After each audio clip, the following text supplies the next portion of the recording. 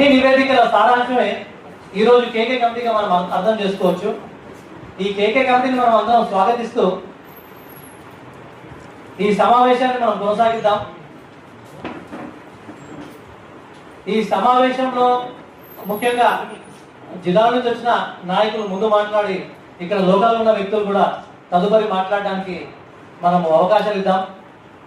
అందరం భాగస్వామ్యం అవుదాం, అందరం పాల్పంచుకుందాం. మనకున్న అభిప్రాయాలు యాదృచ్ఛికంగా కాకుండా మనకున్న అభిప్రాయాలను మనం పేపర్ మీద రాసుకొని ఒక నిర్దిష్టంగా మనం మాట్లాడుకుంటే కనుక మనం నోట్ చేసుకొని మళ్ళా కమిటీకి ఇవ్వడానికి అవకాశం ఉంటుంది. కమిటీ యొక్క ఆఫీసు కూడా ఇక్కడ సెక్రటరీ ఎదురుగా ఉన్న అమరవీరుల స్తూపం అక్కడ పెడుతున్నారు కాబట్టి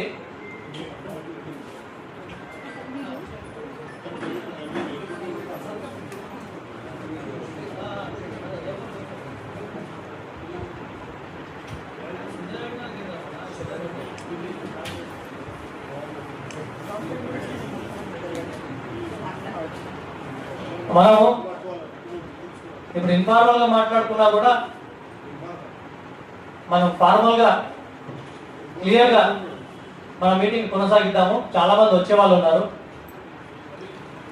కోదండరామ్ సారు మనతోటి 4:30కు జాయిన్ అవుతున్నాడు. అట్లానే రాములు నాయక్ అన్న ఆయన ఇప్పుడు ఫోన్ చేసి వచ్చేస్తాడు. మోతే శోభన్ రెడ్డి ఆయన కూడా వస్తున్నాడు. కేకే మాత్రము రావడంలో కొద్దిగా ఆయన ఆరోగ్యం దృష్టి అనుకోవచ్చు, ఇంకేమనుకోవచ్చు, కానీ ఆయన ఈ కమిటీకి రిజైన్ చేసిన అన్నట్టుగా మా ముందు చెప్పిండు.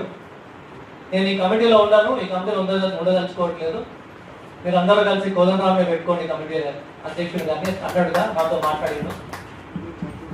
అదేవిధంగా ఆయనకి ఎక్కడ కూడా వస్తలేడు. మనం మేమందరం పోయి మాట్లాడినప్పుడు కూడా నిర్దిష్టంగా చెప్పిండు, నేను ఈ కమిటీలో ఉండదలుచుకోలేదు, నా మీద చాలా అభియోగాలు ఉన్నాయి, నా వయసు రీత్యా కూడా నేను తిరగలేని పరిస్థితిలో ఉంటుంది, నేను మీ అందరికీ కూడా న్యాయం చేసే పరిస్థితుల్లో లేను కాబట్టి నేను ఈ కమిటీ నుంచి వైదొలుగుతున్నాను అన్నట్టుగా ఆయన మాతో చెప్పడం జరిగింది.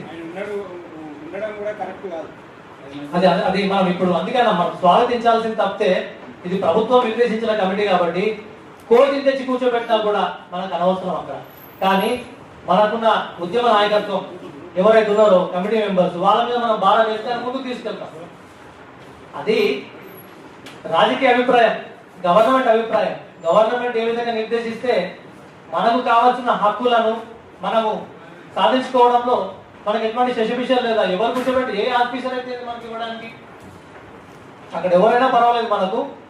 కానీ కమిటీ మెంబర్లు ఎవరైతే ఉన్నారో వాళ్ళందరూ ఉద్యమ నేపథ్యం ఉన్న వ్యక్తులు కాబట్టి వాళ్ళందరినీ మనం రిసీవ్ చేసుకుందాం, వాళ్ళందరికీ స్వీకరిద్దాం. అంటే తప్పనుకోదు, మనం పోతి అన్నాం కానీ పోతి కాబట్టి ఇప్పుడు ఆ పెద్ద మనిషికి ఆయన పైన అభియోగాలు ఉన్నా కూడా అతను ఒక పెద్ద మనిషిగా మనం మొదటి నుంచి కీర్తిస్తున్నాం కాబట్టి ఆ పెద్ద మనిషి ఉన్నా సంతోషం, లేకుండా సంతోషం. గవర్నమెంట్ యొక్క ప్రభుత్వం యొక్క విధి విధానాలతో మనం జోక్యం చేసుకోవాల్సిన అవసరం లేదు. కాకపోతే మన హక్కులు ఏ విధంగా సాధించుకుంటాం, కాంగ్రెస్ పార్టీ ఇచ్చిన హామీలను ఏ విధంగా మనతో భుజం కలిపి ఉద్యమాన్ని ఉవ్వెత్తుకు లేపి ఢిల్లీ వరకు సైకిల్ యాత్ర చేసిన మహానుభావుడు. ఆయన ఫోటోని ఇక్కడ పెట్టి ఒక 5 నిమిషాల తర్వాత మిత్రులు పూలు తీసుకొస్తున్నారు. ఆ పూలు తెచ్చిన తర్వాత మనము ఆ ఒక నిశ్చిత చిన్న కార్యక్రమాన్ని మనం నిర్వహిద్దాం. ముందుగా ఇప్పుడు మోతే శోభన్ రెడ్డి ఆయన బయలుదేరిండు.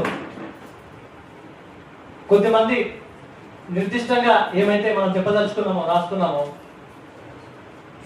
ఆ కమిటీ సభ్యుల ముందు మాట్లాడే వాళ్ళు కూడా మాట్లాడండి. ఇప్పుడు మాట్లాడినాక కూడా తర్వాత కూడా మళ్ళీ మాట్లాడాల్సిన అవసరం వస్తే మళ్ళీ మాట్లాడండి, అదేం లేదు. ఒక్కోసారి మాట్లాడడం కదా, కమిటీ సభ్యులు వచ్చిన తర్వాత మళ్ళీ మాట్లాడలేము అనుకోవద్దు. మనకు కూడా నిర్దిష్టమైన అభిప్రాయాన్ని కమిటీ సభ్యుల ముందు కూడా పెడదాము. ముందుగా స్వాగతోపన్యాసం చేయాల్సిందిగా అక్క తన్వీర్ సుల్తాన్ అక్కను విజ్ఞప్తి చేస్తున్నాను.